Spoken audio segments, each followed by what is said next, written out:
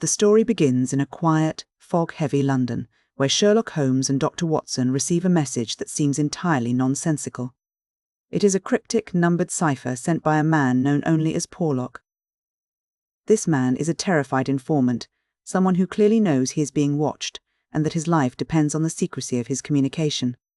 Holmes, using his characteristic brilliance, realizes the code isn't random. He identifies it as a book cipher, and by using a specific edition of Whitaker's Almanac, he deciphers the message: a man named Douglas, currently residing at Birlstone, is in immediate and mortal danger. The warning is not misplaced.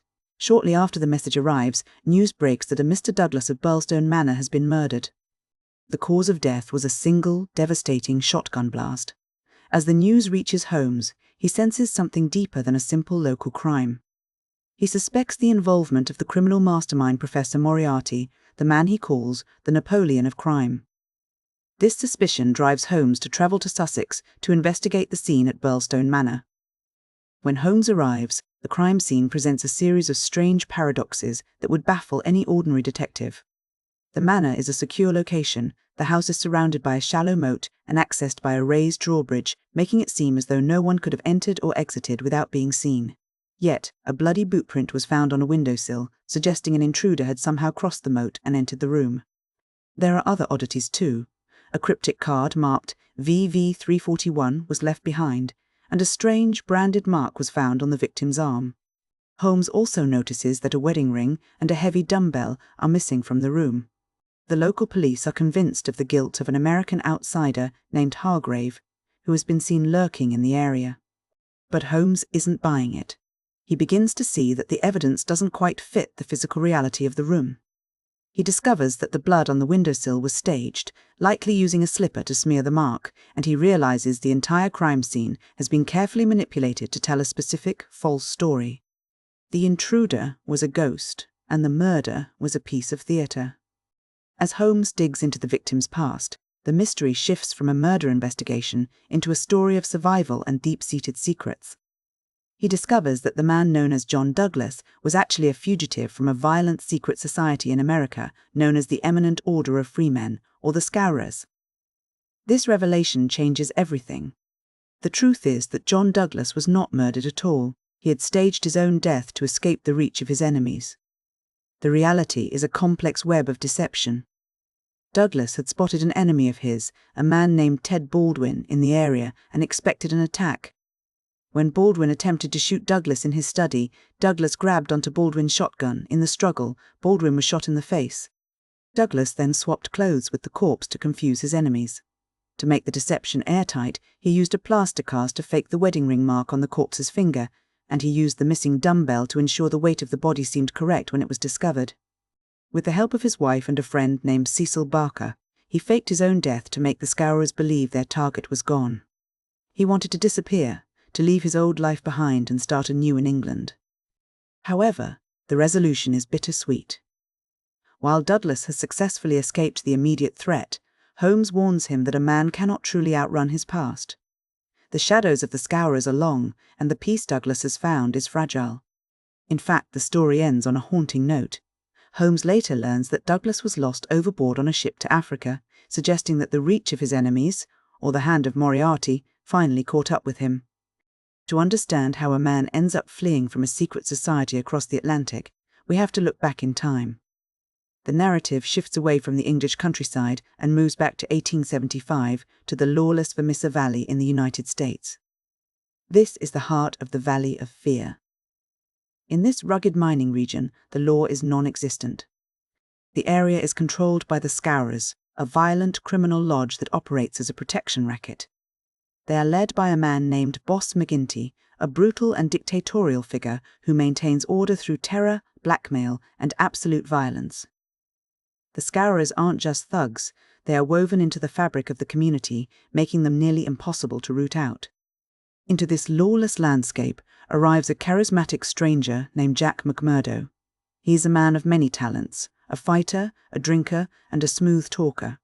And he quickly begins to rise through the ranks of the gang, proving himself to be a skilled and dangerous operative.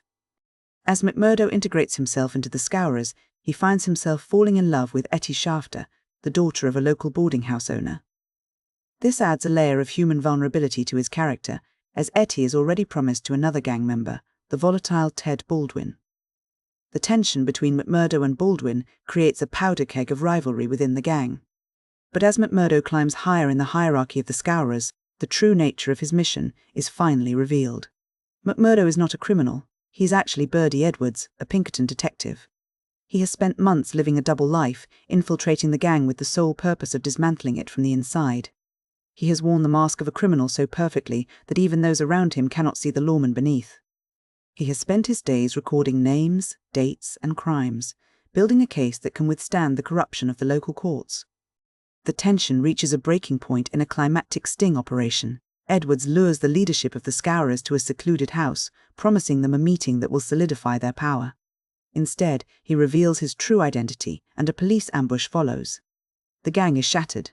The leaders are either executed or imprisoned, and the terror that once gripped the Vermissa Valley begins to recede. But while the gang was broken, the hatred remained. The surviving members of the lodge vowed revenge on the man who had betrayed them, forcing Birdie Edwards to shed his identity and become John Douglas. When we bring these two timelines together, the full picture of the book emerges. The murder of John Douglas in England was not a random act of violence, but the result of the Scowrers' reach extending across the ocean. It was a desperate attempt by a man to escape a system of organised terror, only to find that the system is part of something much larger. This is where the connection to Professor Moriarty becomes vital. While the Scowrers were the clumsy, violent tools of local chaos, Moriarty is the master hand. He is the architect who connects these disparate threads of crime, turning local gang violence into a global, organised network.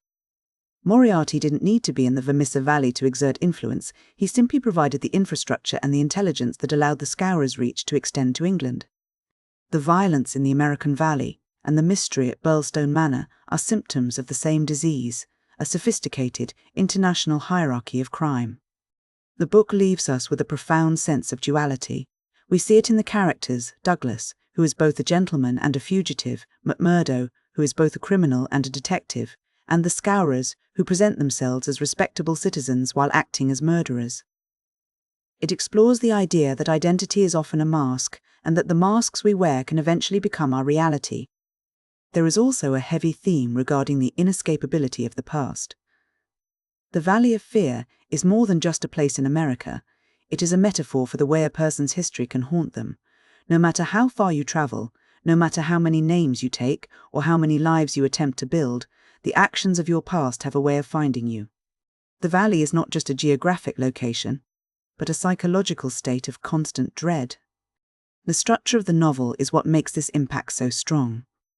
By starting with the what, the mystery of the Birlstone murder, and then moving into the why, the history of the Scowrers, Doyle transforms a standard detective story into something much more expansive. It moves from a locked-room mystery into an epic about the reach of organised crime and the human cost of living in its shadow. In the end, Sherlock Holmes has solved the puzzle, but the victory feels heavy. He has uncovered the truth, but the truth reveals a world that is much more interconnected and dangerous than it first appeared. The local crime was merely a ripple on the surface of a much deeper, much darker ocean of organised crime, directed by a mind that operates far above the level of street gangs and mining towns. The case serves as a prelude to Holmes's final confrontation with Moriarty, proving that the Napoleon of crime's web is truly global.